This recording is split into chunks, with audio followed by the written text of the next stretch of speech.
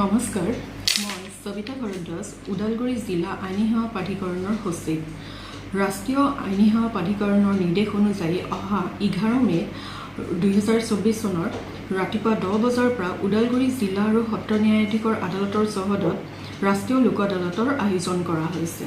এইবাৰ এই ৰাষ্ট্ৰীয় লোক আদালতত বিভিন্ন ফৌজদাৰী গোচৰ, দেৱানী গোচৰ, এনায়ত্তৰ অধীনত থকা গোচৰ তথা যান বাহন দুৰ্ঘটনা সম্পৰ্কীয় ক্ষতিপূৰণৰ গোচৰ আৰু বেংক তথা অন্যান্য বিত্তীয় প্ৰতিষ্ঠানৰ ঋণ অনাদায় গোচৰসমূহ দ্ৰুতগতিত মীমাংসাৰ জৰিয়তে নিষ্পত্তিৰ কাৰণে ব্যৱস্থা হাতত লোৱা হৈছে।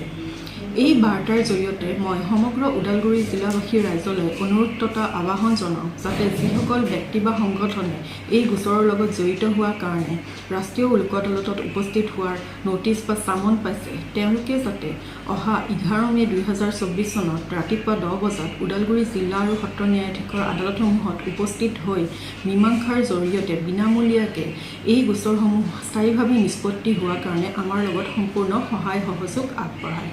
ধন্যবাদ, নমস্কাৰ।